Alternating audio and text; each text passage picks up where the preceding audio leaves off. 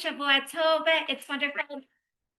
Familiar morning faces from years back, but many new faces as well. And this is a wonderful opportunity this year, not only to continue for those who were here last year as well with Sefer Malachim, this year particularly Malachim Bet that we're going to be focused on, but also a fabulous opportunity to really engage everyone in the learning of Nevuah and to be able to extrapolate messages that we're going to see are extremely relevant to our day as well. So a little bit of background to Nevuah, especially as I see some new faces, and I want to reassure everyone that Be'ezrat Hashem, we really will be starting at 8:45 every week with the recording, so much so that I arranged with my daughter-in-law that we're going to have a Potchin Shavua, again, brunch to get breakfast, again, even earlier, right down the block, so that we can then walk together. We're going to fit in, again, a breakfast and walk even before the shiur so that we can start with a significant amount of energy as we begin our learning on a weekly basis. So Sefer Malachim, as we know, before we start and broach any Sefer in Tanakh, it's imperative that we place that Sefer both in textual and historical context. And this means firstly appreciating the placement of any Sefer within what we generally call the tripartite division of Tanakh, of Torah, Nevi'im, and Ketuvim, appreciating that Torah, as we just read yesterday, is the word of Hashem as transcribed by Moshe Rabbeinu. So when we study Humashim together, any work of Torah, the questions that we ask are always, why did Hashem recount the story of creation the way that we just read it yesterday? Why did Hashem tell Moshe Rabbeinu to juxtapose this mitzvah with another mitzvah? Why is it that we find these are the themes and the words that are incorporated? Perhaps the challenge will be when one approaches Sefer Devarim, that's when we know that there is an exegetical conflict and certainly a difference of opinion with regard to whether those are the words of Moshe Rabbeinu based on all the different accounts starting from Ma'amad Har Sinai, or whether those were also given in some way of Nevuah to Moshe Rabbeinu, even when it says, El HaDvarim Asher Diber Moshe. The Ibn Ezra, as we know, famously says that this is a perfect example of what Nevuah is, that really Sefer Dvarim are the words of Moshe. El HaDvarim Asher Diber Moshe. Why are they not incorporated in Nevuah? Because Moshe Rabbeinu's level of prophecy was the highest level of prophecy, and therefore is actually juxtaposed to the words that were not only transcribed by Moshe, but actually said directly by Hashem, which then brings us clearly to the works of Nevuah, which we're going to be studying this year. The works of Nevuah are not the words of Hashem. These are the words of Nevi'im based on Nevuot, based on messages of HaKadosh Baruch Hu. So Chazal brilliantly tell us that whenever you hear a Navi opening up with the words of Ko Amar Hashem, he's trying to tell you that his words that he's about to say really are predominantly based on verbatim the words that Hashem told him. However, most Nevuot, certainly Nevi'im Rishonim that we're going to explore in just a moment, that these are the words that the Navi processes, that the Navi ultimately is going to articulate to his audience. In other words, HaKadosh Baruch Hu will reveal messages to Nevi'im, as the Rambam tells us, in so many different ways, through images, through words of a malach, through different messages. And it's the Navi's task to process and then to decide what is the best medium through which he's going to deliver those messages to his audience. As such, when we open up Nevi'im Rishonim, which we generally incorporate this chronological term that is used already by Zechariah, referring to all the Nevi'im who lived during the time before the destruction of the first Beit HaMikdash. In other words, according to Zechariah and according to Chazal, who are Nevi'im Rishonim, not just Yehoshua, Shoftim, Shmuel, and Melachim, but they also include Yeshayahu, Yirmiyahu, Yecheskel, and most of the Trei Asar, basically, who are the only Nevi'im Achronim, according to Chazal, the Nevi'im who lived during the time period of the second Beit HaMikdash, namely Haggai, Zechariah, Malachi. What happens about, as we know, 500 years ago with the advent of the printing press was that when they were printing, for example, the Radzak's commentary on Nevi'im Rishonim, they couldn't print all of it as one volume. So instead, they decided to make a distinction with regard to the genre and instead printed his commentary only on Yoshua, Shoftim, Shmuel, and Melachim. Henceforth, the continuation of his commentary on Chagai, Zachariah, Malachi, namely on Nevi'im Achronim, also ended up including Yeshayahu, Yirmiyahu, Yecheskel, and the rest of the Treyasar. And I love that expression because many people don't notice this or even note that, wow, again, Yirmiyahu is really one of the Nevi'im Rishonim.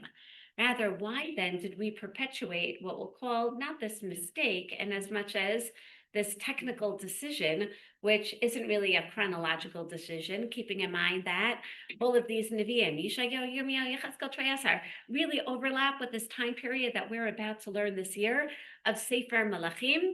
And the answer is because it really does preserve not a chronological distinction, but the distinction of genre of Nevuah.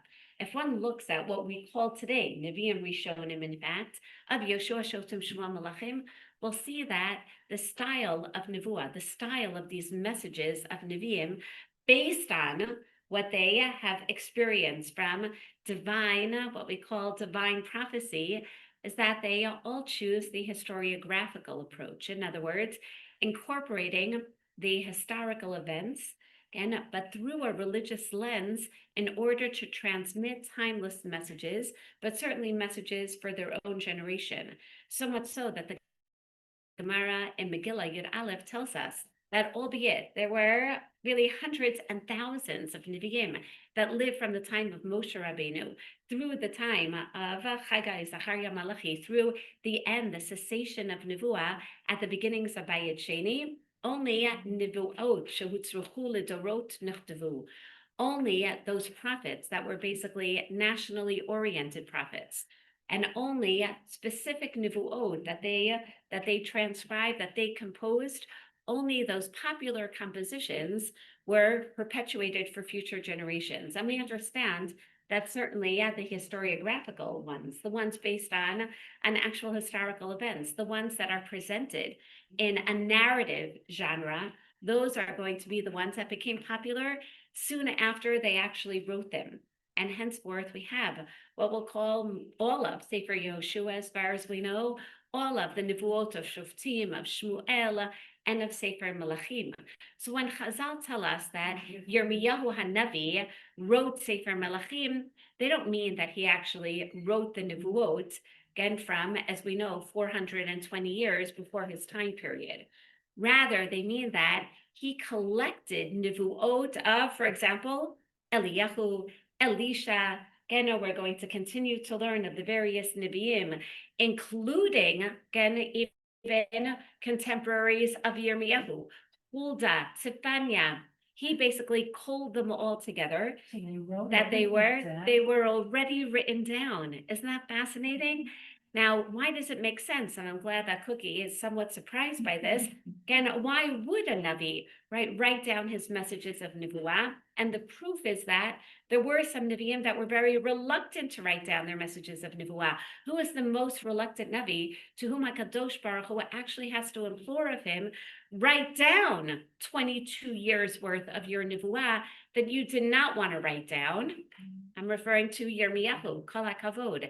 And why would someone not want to write down his messages of Nevuah? Because that they're very difficult messages, harsh messages, again, of unprecedented nature. Messages of the destruction of the Beit HaMikdash, the potential destruction. By writing it down, you're offering and corroboration, you're substantiating the possibility even of these ideas materializing.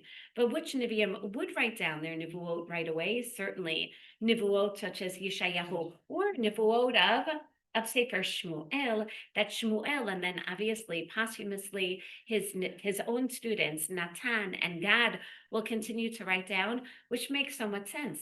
Because if you're a Navi and you experience a divine message and you spend a lot of time processing this message, trying to make sure that you understand what the primary religious message that you want to relate to the people is. And especially at first, you have to compose it as a speech, such as what we see the genre of collection of speeches of Yeshayahu Yirmiyahu, the Treyasar, for example. That means that every composition is basically a doctoral thesis. So I would think and I would hope that what would they want to do after they deliver this masterpiece of oratory sophistication? To publish it. That's exactly it. Again, of course, they would write it down thereafter. Now, this is very different, again, than Nevi'im Rishonim, where we're not even sure that they didn't speak these nivuot.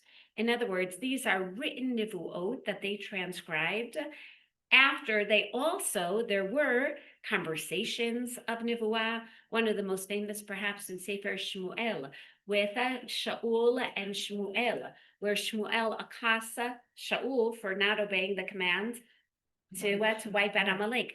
The Navi tells us that who actually told him that he has to deliver that message to Shaul? Hashem. Hashem came to him and emphasized the words of lo shama, lo shama.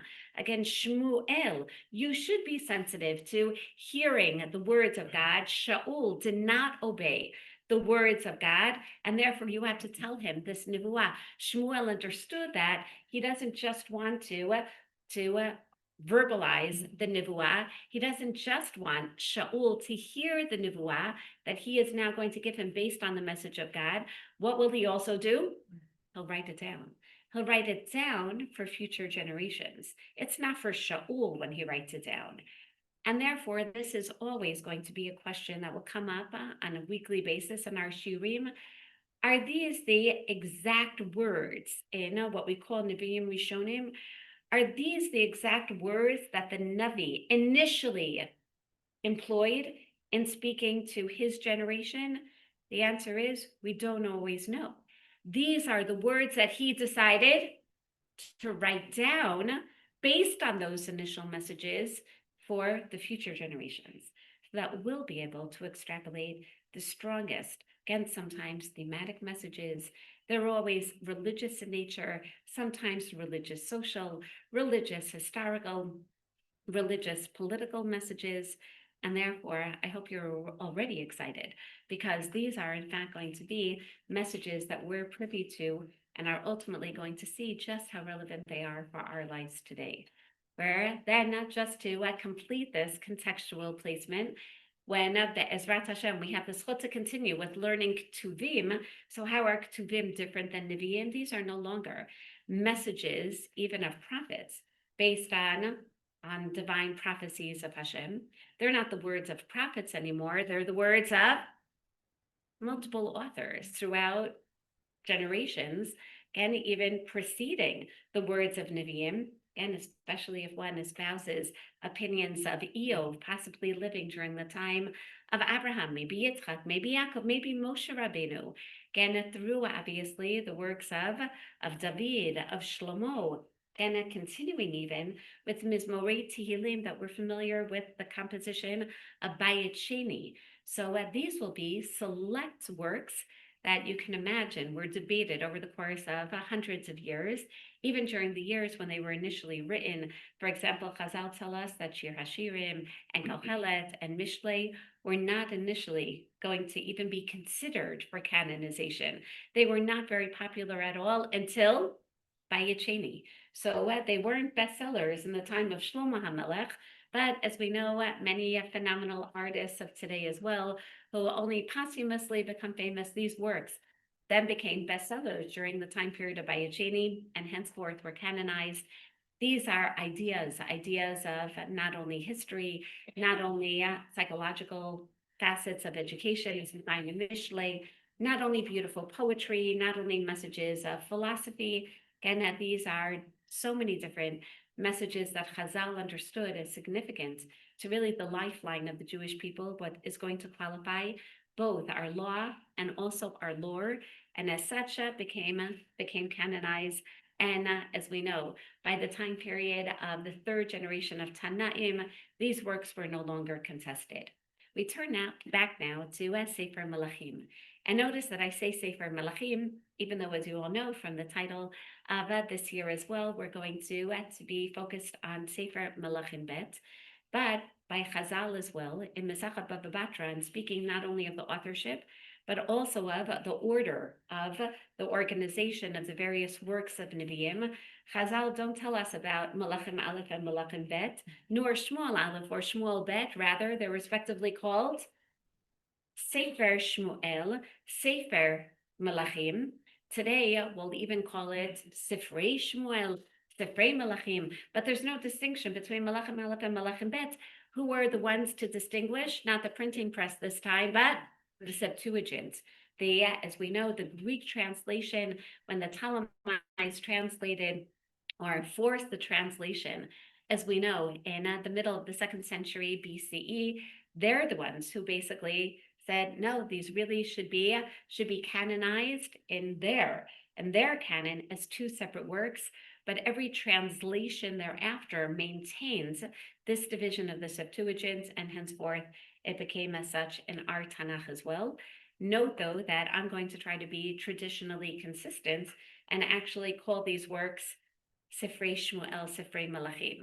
Now, at the same time, though, it is a little technically confusing. So if everyone can already open up, and the only requirement for this shiur is that because this is how we're not only opening the morning, but opening the week, I think for Anna, for all of us to come with a tremendous amount of excitement in our learning.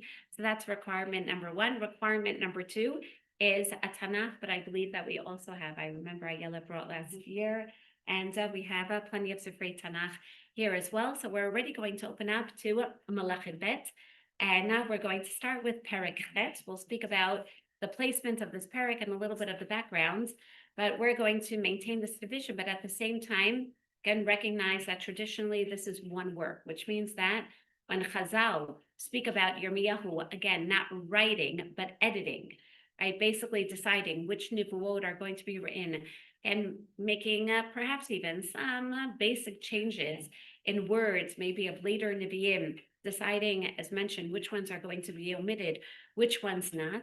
Again, he has a very clear theme in mind, and that is beginning with the time period of the building of the Beit HaMikdash at the beginning of Melachim Aleph. His entire trajectory in the editing process is to help us, and by us I mean the future generations, understand how somehow a society where the Beit HaMikdash is at its center, a time period following that of David HaMelech, and Mashiach Yisrael, how that could somehow, over the course of 420 years, and how 410 years, how that could decline to the situation of Churban, right? How could that society of Ish Tachat Kafno, Tachat Te'inato, people recognizing Hashem Hu Elokim, and how could that then ultimately lead to the destruction of the Beit HaMikdash and the exile of the people from their land, which he also, even after the Churban, the stories at the very end of Sefer Melachim, again, we're going to learn together this year, Be'ezrat Hashem, how Yirmiyahu adds various addenda to the story itself in order for us to understand not only the phenomenon of Churban, but also, as we're going to see, the phenomenon of Galut, and not only political Galut, the loss of autonomy and sovereignty in the land, but also physical Galut, literally Am Yisrael leaving the land for the first time in nearly 900 years.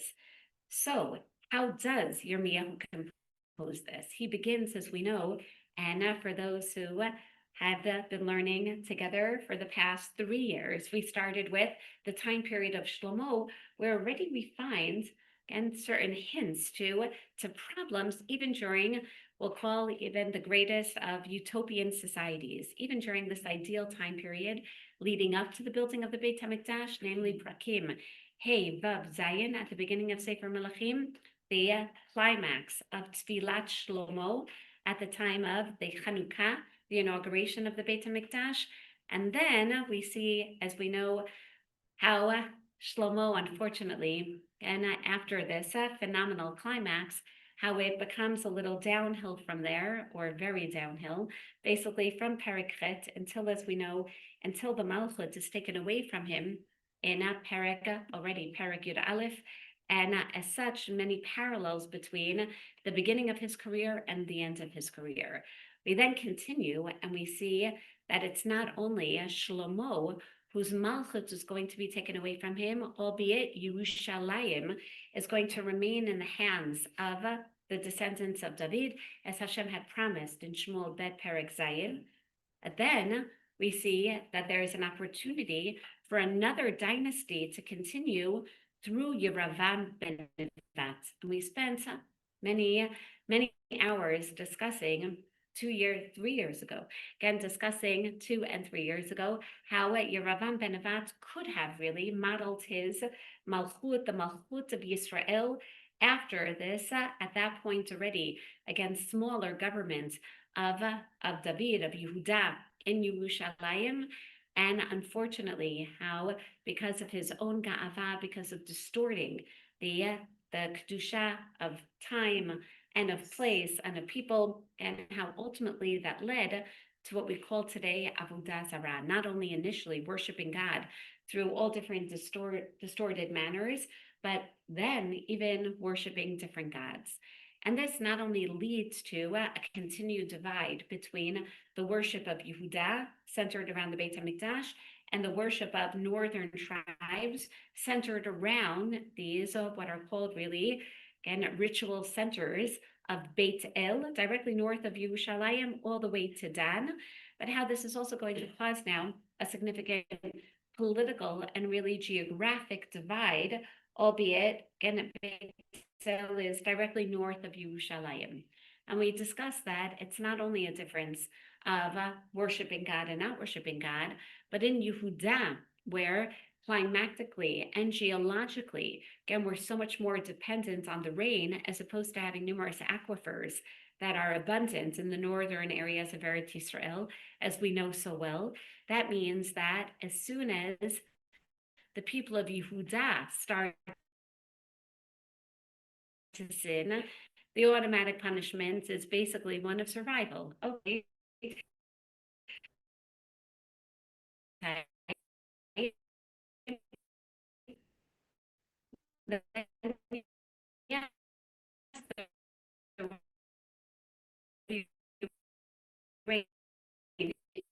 if you don't, and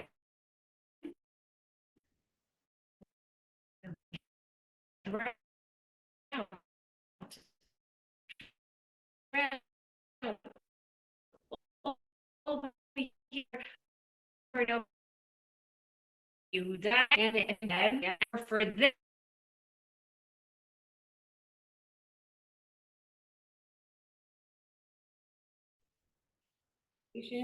and this is, in fact, so much of what we see throughout the stories of the northern kings, the various attacks of other nations. How are they going to respond to them? What the different kings are going to do. There's also another significant difference, and that is also a religious, divinely ordained one. David, because of his religious integrity, he procures from Hakadosh Baruch Hu a promise of a continuous dynasty, as opposed to Yeravam ben Nevat, now that he unfortunately did not secure properly a continued dynasty. What's another punishment to help the people recognize that something is awry? And that the dynasty, or basically the kingship, will, I call it the 2 year phenomenon, the Shana Bet phenomenon. After 2 years of the heir to the throne, and if he doesn't change his ways, then a coup d'etat, again, Efes Atzur, Efes Azuv. Every Navi, Ba'ashaz told this message. Again, we know that, yes, even Zimri, Amri, Tivni, again, told these messages as well, that there won't be a continued dynasty. The change in government should have been enough even for the people to recognize that something is awry as well. Which brought us to the time period of Achav.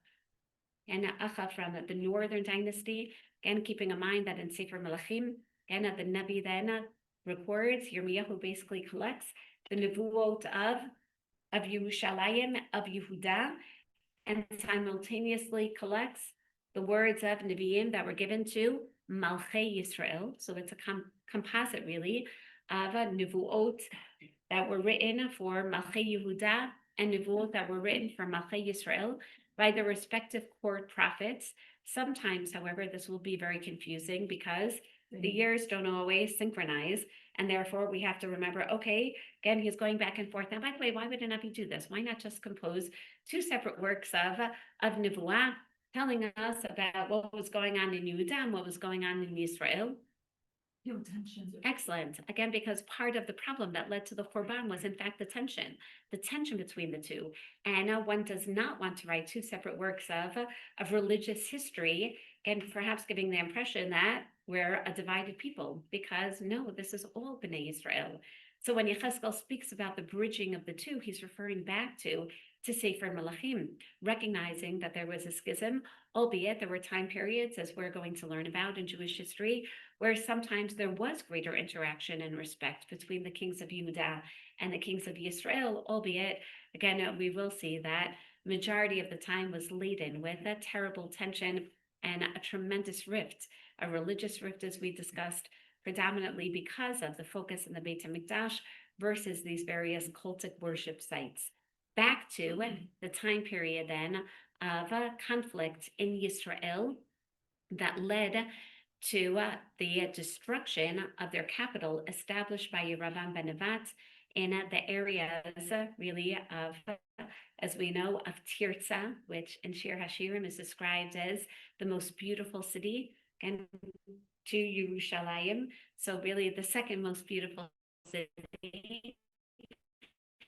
But during the time of Zibri, and he basically, and Omri decides to move the capital farther away from Yerushalayim, farther away from the connection with Yehuda, marking the Malchut of Yisrael as an independent, autonomous kingdom. And as such, he chooses the area of Emek Yisrael.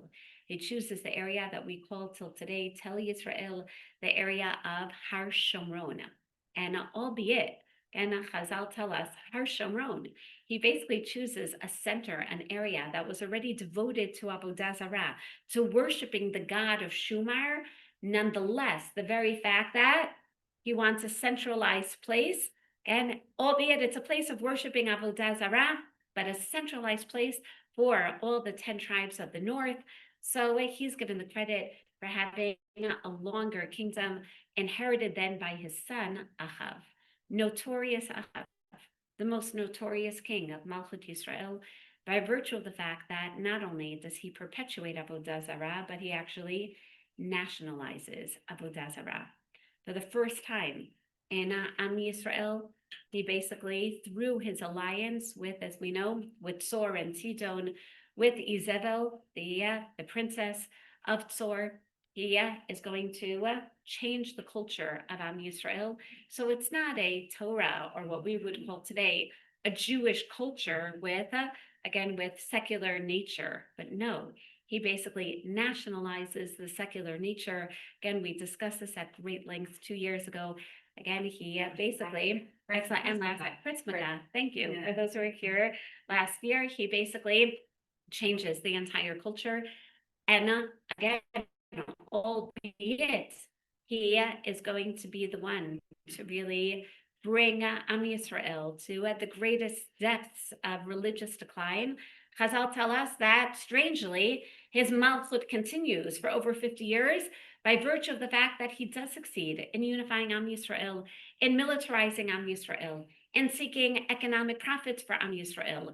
And therefore, he is temporarily successful even in the various attacks of Aram, then the northeastern Mesopotamian Empire, that will continuously try to come and invade and sometimes succeed in invading the northern parts of Eretz Yisrael to control this Mesopotamian trade route all the way down to Egypt. And as such, he really is successful, albeit Eliyahu HaNavi cannot tolerate this debased religious zeitgeist, and therefore with his very extreme personality, again, very bombastic personality, we've learned of the stories of Eliyahu. Perhaps this is why the Septuagint decided to divide the works of Nebuah, particularly at the transition stage of Eliyahu. Eliyahu, as we know, at the ends of Sefer Malachim, Malachim Aleph, Prakim Yud Zayin, Yud Chet, Yud Tet, Chaf Aleph, again with his harsh rebuke to Achav following the planned murder of Nabot HaYisraeli, Haratzachta Begam Yarashta. After all that, to then, as we know, bring us to the much more mollified Elisha. And we're going to revisit this transition between Eliyahu and Elisha, not only as a transition of different personalities and of different styles of nevuah, of different messages to the people. Again, Eliyahu with his Aish, again, focusing much more on the fiery destruction of the people, on their, as we know, severance of the Brit of Har Sinai, as opposed to Elisha, who is all about trying to transform the educational system and revive nevuah after hundreds of prophets were killed off by Achav and Yezebel. That being the case, again, we focused last year not only on the stories of Elisha, but really comparing the stories of Elisha with Eliyahu, recognizing that the little vignettes that the Navi edits and composes from the life and times of Elisha are meant to remind us of the stories of Eliyahu, and to see these two very different styles and personalities of nevuah as one complementing the other. And if one thinks about it, again, really one could not appreciate the work of Elisha of rebuilding a broken society religiously, politically, militarily, economically in the northern part of Eretz Yisrael unless one understands the much more extreme Eliyahu, who doesn't believe that Am Yisrael really deserved to live in Eretz Yisrael. Eliyahu, who therefore really becomes more of a malach at the end, again, is always going to be suspended between heaven and earth, whom we find more on top of mountains than we do actually engage with the people. But it's going to be Elisha who will even leave his hometown and the areas of Eliyahu, of Shunam, to go and accompany Bnei Nevi'im all the way to Yericho and the suburbs of Yericho in Midbar Yehuda to ensure the development of a new society, a society based on Nevi'im, on a new education. And therefore, without revisiting the stories of Elisha, Kol HaKavod, for all of last year's night participants who mamash came very devoted and very impressed, again, we're now going to take a look at the ends of the stories. And these are the stories that really we'll see in Perek Chet, again, the stories that will prove. And the stories of Elisha, our last year, at the end of the year last year, again, post the Iran war, post Amkalavi. And we spoke about even the structure of the stories of Elisha. And we mentioned very quickly the story that we're going to find that reminds us, ironically, of the same transition story of Eliyahu Hanavi. So we're going to not just start our shiurim this way with the last story of Elisha, but as such, we're actually going to conclude not only the Elisha stories, but really the transition stories of Eliyahu and Elisha. And one of our challenges this year, as I commended you upon participating, and from the onset, is that we're about to learn this year what I call the most neglected chapters of Nevi'im Rishonim. Right? If I would ask all of you, let's even have an interactive poll right now. How many of you have learned Yehoshua? Sefer Yehoshua, at least once. How many of you have learned Sefer Shoftim?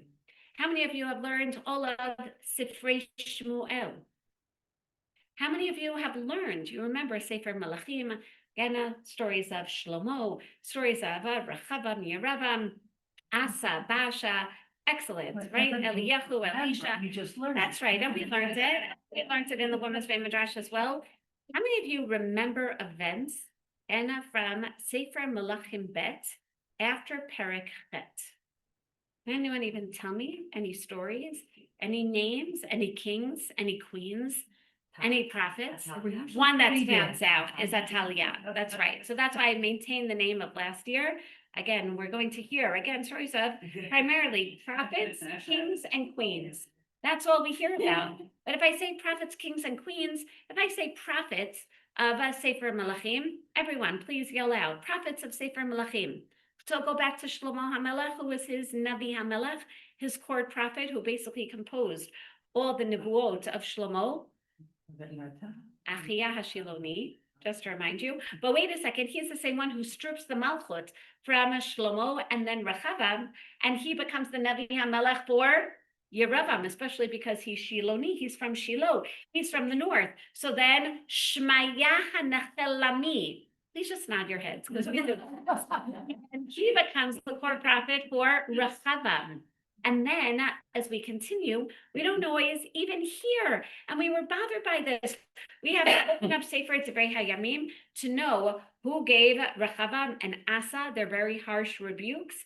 Again, only there do we hear again about various Nevi'im. Some of these Nevi'im remain anonymous, but then again, the time of Achav, we hear about Eliyahu. And now, even more than focusing on kings and queens, on Achav and Izebel, again, we focus on Eliyahu and Elisha. Yes, we're tracking the names of their sons, of Yehoram and Achaziah, whom we're going to revisit right now. But still, this is very difficult. Again, and then, so now, after Eliyahu and Elisha, can anyone tell me any other Navi before Yirmiyahu, before Yoshiyahu, again, Yirmiyahu is going to be the king, starting from the 13th year of Yoshiyahu.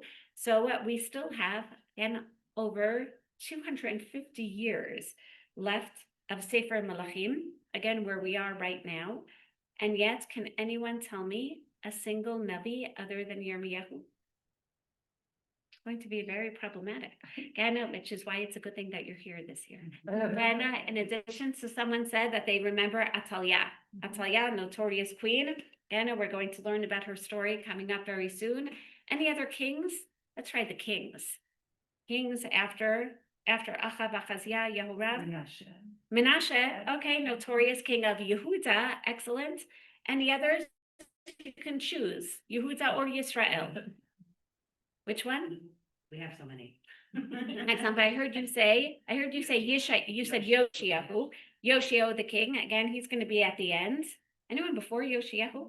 Okay, I'll help you. You do remember Hiskiyahu? Yeah. Excellent. Yeah. Good king, of course. So don't worry, we'll learn about him this year.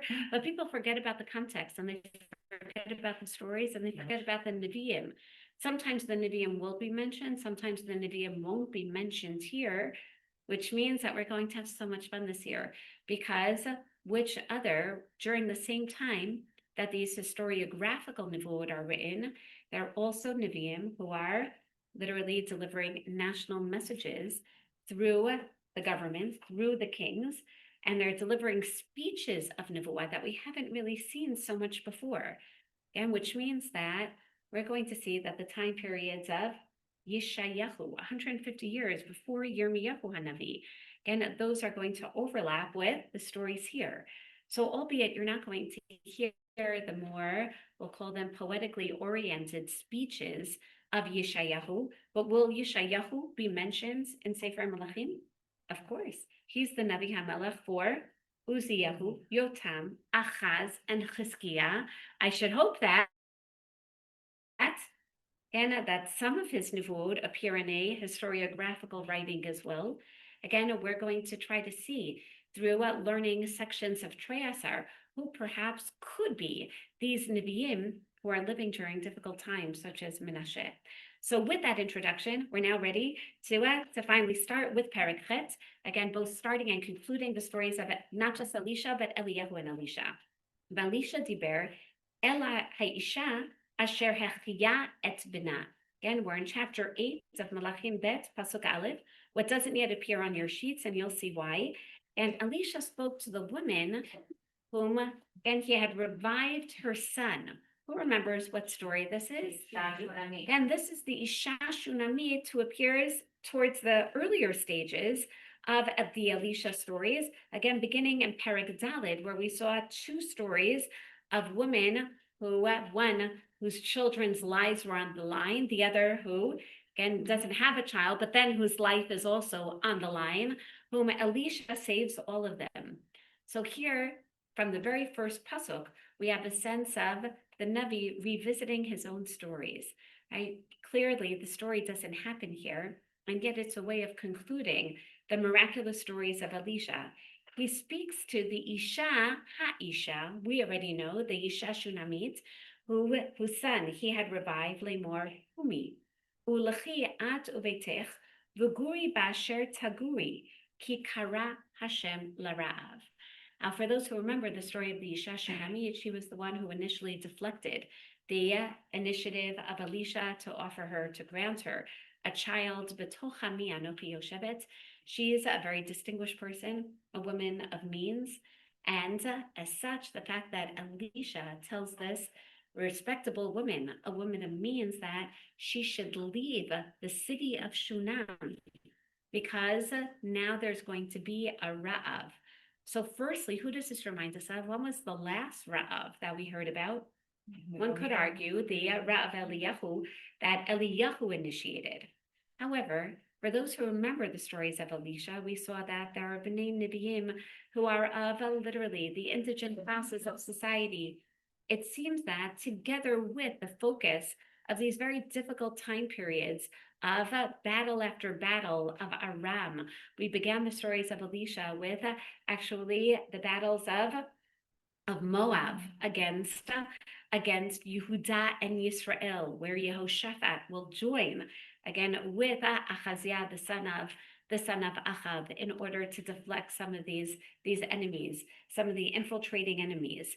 So the very fact that this isn't just a time of enemy attack, and it's not just a time like as we find during Eliyahu, who declared a batzoret, really a drought. This is a time of famine. We also learned the story of Elisha, where there were mitzoraim, there were lepers who were living outside of the city, whom Chazal can serve as Gehazi and his three sons, who, again, in addition to the fact that they're under attack again of Aram, who have besieged the city, there's Ra'av. And our sense is, of course, there's famine because they're besieging the city. But it seems that there really is a lack of food and during these times as well, so much so that it's affecting even the upper classes. It's affecting even the city of Shunam. He recommends Buguri Basher Taguri, just find a place to live. You have to leave because really there isn't enough food to maintain the people of the city. Ki kara Hashem l'ra'av, v'gam ba el ha'aretz sheva shanim. A 7-year famine, reminiscent of Mitzrayim. This is going to, he recognizes this is a time of punishment. And this is a time of Ra'av. There's no 7 years of plenty before.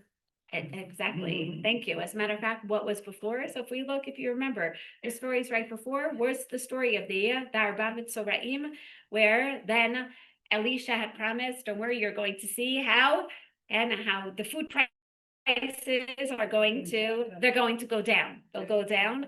And sure enough, then we have the story, a miraculous story about the people, the army of Aram just picking up and leaving, the Aram Mitzoraim telling the king this, and ultimately they have food. But now it seems that that's why chronologically it's hard to imagine after that story, now 7 years of Ra'av, it seems that it happens at some point before, but if we're already speaking about a lack of food in the previous story, then the Navi juxtaposes this story as well.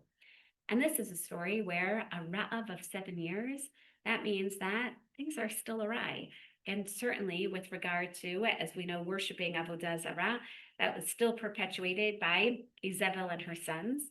But at the same time, again, this also tells us, like in Mitzrayim, that as Elisha says, Ki kara Hashem l'ra'av. This is a divinely inspired drought. How does he know that God is bringing a 7-year famine?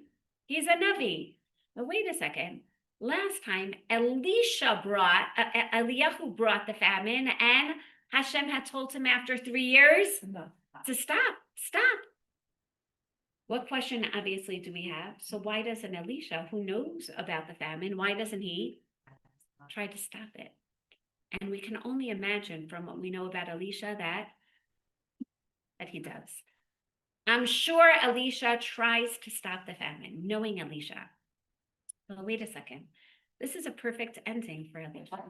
Because if we go back to the stories of Elisha, and as mentioned, there are other stories of famine that are juxtaposed to this, and stories of attack, military attack after military attack, and not just individual stories of miracles, as we found by Naaman, Elisha removing his sarat, and not just miraculous stories of Elisha reviving the son of the Isha Shunamit, but we also find that there are stories of not just Moab attacking, Aram attacking, of him on one hand, knowing that there is an attack. If you remember the divine image of Rechav Eish, Suste Eish, of scaring away the Aram army with divine images of literally chariots of fire, reminiscent of Eliyahu, which means that if we revisit the stories of Elisha, we see that we're living during terrible, dark times. Shira, thank you.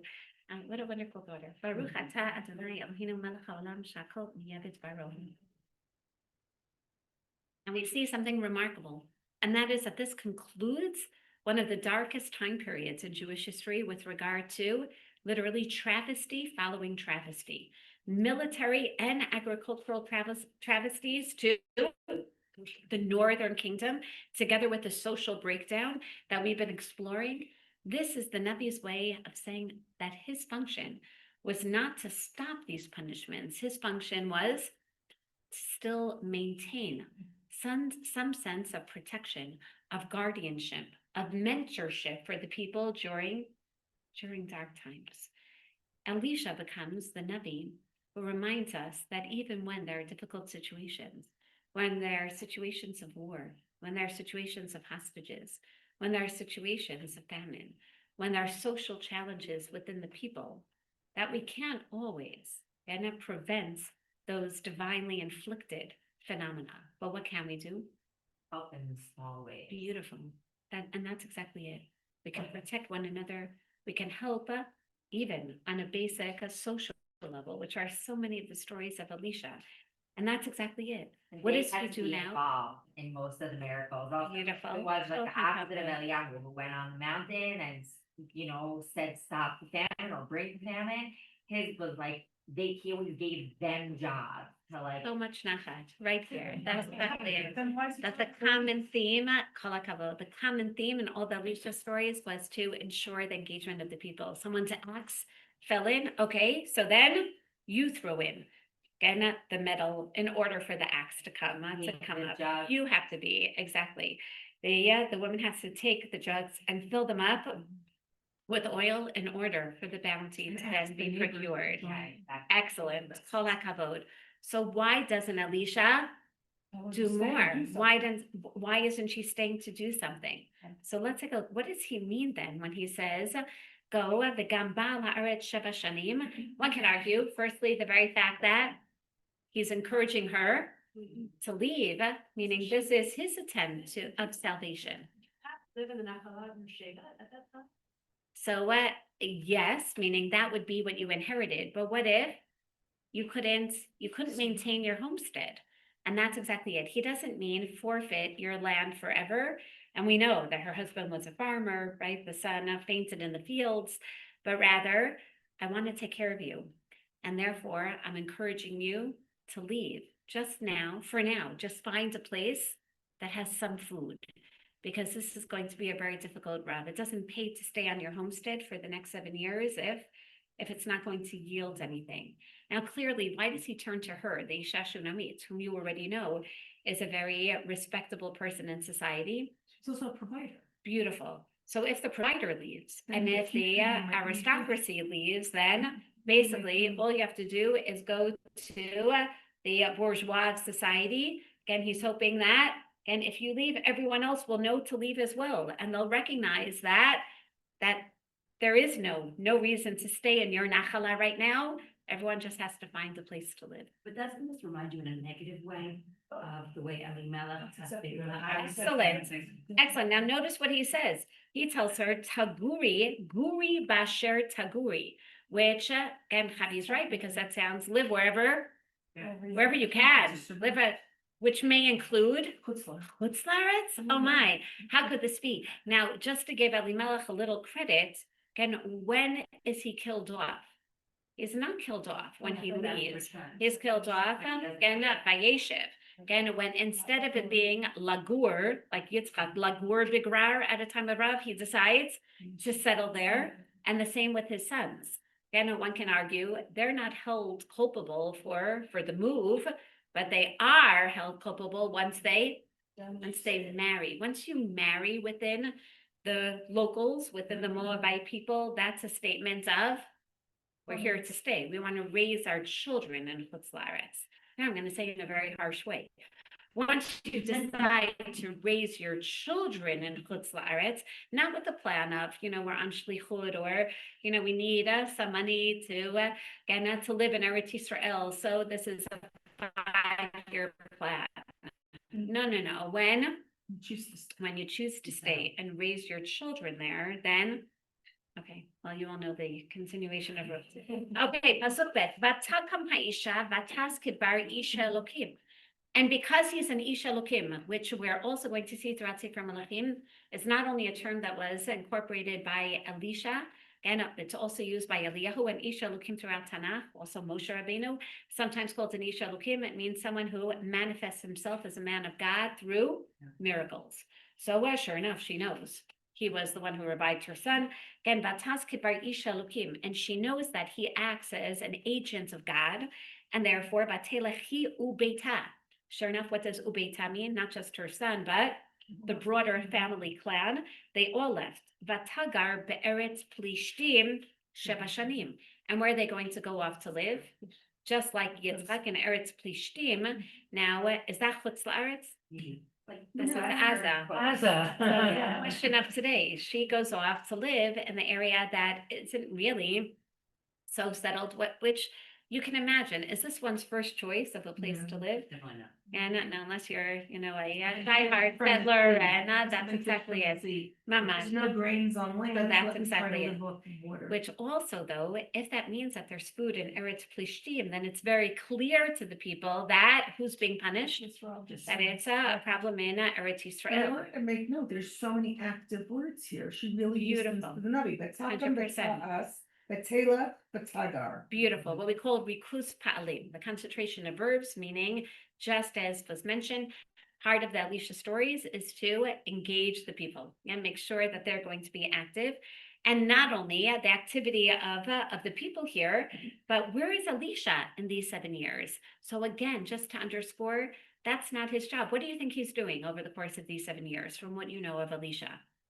Running around and helping other people. Thank you. I was Bringing going to water. say he's starting a gamah. Exactly. Now, why isn't he stopping the Ra'av? Because he knows that how do you stop the Ra'av? You help build society. Exactly. These are the Elisha stories. And Vayhi Miksei Sheva Shanim Vatashav Haisha Meretz Plishtim. Now she's back. Vatetzi Litzok El Hamelech El Beita Ve'el Sada. So I'm so happy that Yael brought up how does someone leave their nachala? And the answer is, as we know from Sefer Vayikra, Parshat Bahar, that if you can't, Elisha says, you're not going to be able to hold on to your homestead. It's not going to be producing any food, and then you leave, but it's always yours, and definitely a Yovel year, it comes back to you. But what if you sell it to someone else? So if you sell it to someone else, you can always buy it back from them before a Yovel year, or just wait for a Yovel year. But of course, it stays within your family. Our sense is, did she sell her field? No. Why would she sell her field if exactly who would buy it, right? At the time of famine. But instead, just like in the years of Mitzrayim, who took the field over them? Thank you. I was going to say the government. That's right. It was put up for bankruptcy, and the government took it over. Again, literally the Melech. And now that the years of Rav are over, the Melech took it over. What's her claim? I never sold it. Again, give me back my land. This is my land. V'hamelech medaber el Gehazi na'ar ish Elokim, which tells us, wait a second, but where's Gehazi chronologically? He's not there. He was already banished by Elisha. Who remembers why was he banished? This is a Navi in training, right? Who basically, he was bad. And because, excellent, he pursued Naaman. He made people pay. Beautiful. He made people pay for an audience with Elisha. He literally took advantage of this, and he also asked Naaman for payments, even though Elisha insisted, which meant that he undermines, right? He undermines Elisha as an agent of God, and instead presented him as as basically as a god, right? As a power. So what this story, here's another proof, happens earlier. והמלך מדבר על גחזי, נער איש אלוקים, when Gehazi was still the attendant, when he was still a na'ar, meaning probably very soon after Perek Daled Lemor. Siprana li et kol hadolot asher asa Elisha. So now we understand why it's placed here. This is a beautiful summary of Elisha's life. It's placed here so that you understand who Elisha is.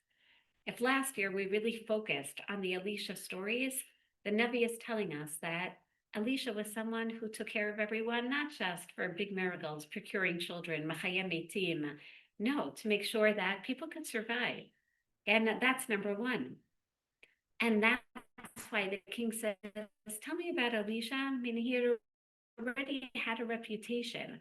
And the king knows, wait a second, this woman has a relationship with Elisha much earlier, before the kings of Aram. As we know about Elisha.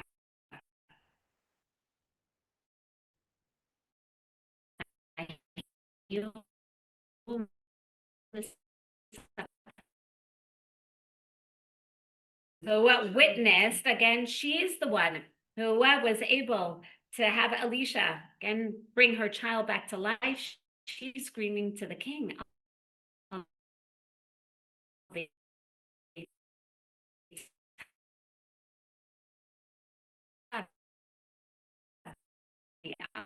Sada.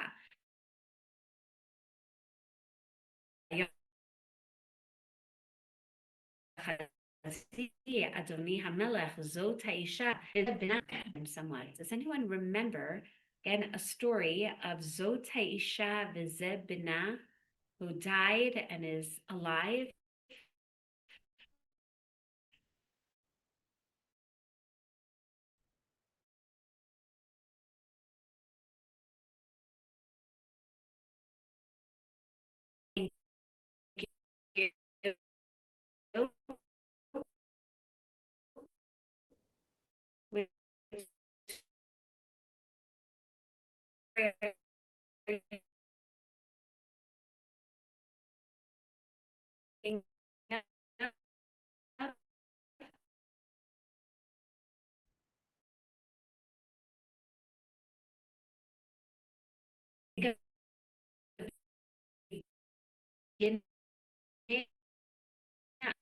Of Sefer Malachim. They were able to turn up and who is the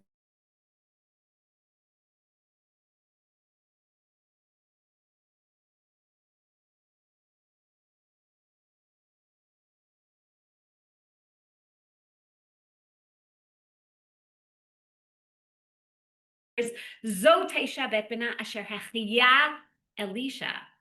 But who brought the child back to life? It's Elisha. Vayishal hamelech leisha. And the man implores Ava and basically interrogates the woman. Did this really happen? V'tisaper lo vayitein la hamelech saris achad lemor. Hashev et kol asher la v'et kol tevuat hasadeh miyom azavat haaretz va'adata. Give her not only her land, but everything from basically whatever tevuah the government really did take over, give it to her with interest, right? Basically pay her again for all the back produce that she didn't receive. This is a remarkable story. Is this a story of the Isha Shunamit? No, it's a story of Elisha. And this is the perfect depiction of Elisha, part one. We're now going to explore Elisha, part two, at the end of the stories of Elisha. Because what does that tell you? What's the greatness of Elisha? People regard him well. Thank you. For what? Meaning, why is the king Fairness. why is the king giving her land back just because he heard that Elisha brought her child back to life? He has a relationship with what type of person? With a powerful Navi, right? Meaning that's really what it, but wait a second, what's the story of the powerful Navi? He didn't stop the famine, he took care of her. And he took care of her from the very beginning, procuring a child. In other words, the greatness of Elisha, the reason why he wants to now help this woman is, I don't want to mess with what type of person?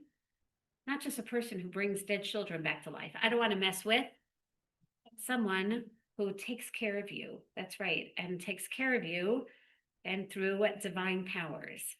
And you can imagine, this is a story where Elisha, without even knowing, ended up inspiring the king to take care of the same woman that he took care of in a miraculous manner. The king now takes care of her in a natural manner. That's Elisha, to inspire the people from the king down to an axe holder, again, to inspire them to be the ones to help rebuild society. Is that remarkable? So let me even just pause for a moment before we continue the last 5 minutes of that part 2. Again, do we need more Eliyahus today or more Elishas today? Need more Elishas today. But you can really only have an Elisha after an Eliyahu time period, after the extremes, right? After, again, strong messages are given, but people didn't necessarily internalize them. And now time to rebuild from within. Now we get to the next part, Elisha's, sorry? So we're going to see Elisha. It depends how one views success. Elisha, again, in terms of religiously edifying the people, Elisha restarts an educational system. He sets society up for repair. Do they ultimately repair? We haven't learned the next chapters. So let's take a look. We're going to see justice back. exactly. If it's one example, if you're saying that, if you go back to Shoftim, that there wasn't leadership, there wasn't anything, here we're saying, wait. This isn't justice.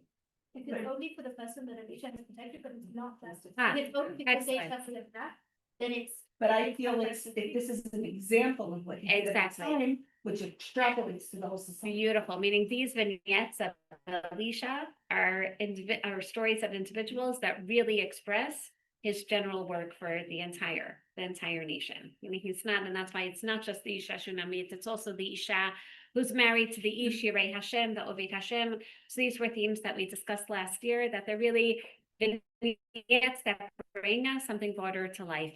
Is Elisha ultimately successful? We're going to see that Elisha, who really tried to rebuild society, and this is what we're going to see right now, he recognizes that he's still living in the time period of Eliyahu. And I know that that sounds somewhat enigmatic, so we have to continue with the next story to understand, but I'm looking at the clock at the same time. So again, notice that this is really what I see for everyone, because this is going to be the very last story of Elisha, and we'll prove it because it's not only another story that reminds us of Eliyahu, as even the Isha Shunamit, she reminds us of the Isha Tzarfatit, whom Eliyahu, after being provided for by her, ultimately brings her child back to life as well. So we discussed last year the parallels between them, but this story now, the second half of Parakhet of chapter 8, is really a story that brings us back to Eliyahu, that shows us that Elisha is not just a complement to Eliyahu, but a continuation of Eliyahu, albeit with a different personality. So this is a story, you can read it in the English as well. Vayavo Elisha Damasek. Wait a second, Elisha doesn't just deal with the people from within and the internal agricultural problems, but also now, as we've discussed through his interaction with the people for military purposes, it doesn't mean that he can always thwart, again, some type of military campaign of Aram, but he's always there to help save the people, to help frighten off the people of Aram, to help assuage some of the damage of Aram by Abo Elisha Damasek. So until now, we saw Naaman coming from Damasek to him. We saw the forces that were sent by Ben-Hadad, literally straight to his home to kill him. Again, this time, Elisha initiates and goes there. Now, this seems to be chronologically really the end, right? Meaning that you wouldn't go to the king, and we'll prove that these are the ends of the stories of Elisha chronologically as well. Uben Hadad Melech Aram Choleh. Part of the proof is that the king is now sick. Vayugad lo lemor ba ish Elokim ad hena. And he's told the man of God is here to see you. Wait a second, we have to pause for a moment and say, I know the story, a story of a sick king and a prophet. Wait, when was the story? That was the dividing line. That was the story of Malachim Bet Perak Aleph of Gena. So that's everyone's cue to turn back to Malachim Bet Perak Aleph. Wait a second, the king of Yisrael. Vayidaber Malach Hashem. What do you know? The king of Israel was sick. If you remember, Malach Hashem diber Eliyahu Tishvi, Kum alei lekrat Malachi Malach Shomron, v'diber aleihem hamabli ein Elokim b'Yisrael atem olchim ledrosh b'Baal Zebub. Because what had happened is in Pasuk Bet by Yipol Achaziah. Achaziah, the son of Achav, had fallen off the bed and he's now ill and he wants to know, is he going to get better? He sends messengers to go Dershu b'Baal Zebub Elohei Ekron, go all the way to the Plishti gods and see whether or not I'm going to get better. And Hashem implored of Eliyahu, you go meet them and say, you want to know, Anna, if you're going to get better, you're going to seek other gods. Your God can tell you if you're going to get better. And not only did Eliyahu, as we know, and literally destroy, burn, again, all 3 different messengers, 3 different platoons of soldiers coming to seek out the gods of Ekron. But ultimately, and he finally tells the fourth messenger who begs for his life and that of his soldiers, he says, go back to your king and tell him that he's never getting off that bed. So now we have a story of not God having to tell the Navi to go and tell the king's servants that he's going to die instead, or to seek out what will happen to him. Instead, Elisha on his own goes to deliver a message. And that's exactly the difference, right? Eliyahu, who wants the people to initiate, Elisha, who recognizes educationally that he has to be the one who takes the initiative. Vayomer HaMelech El Chazael.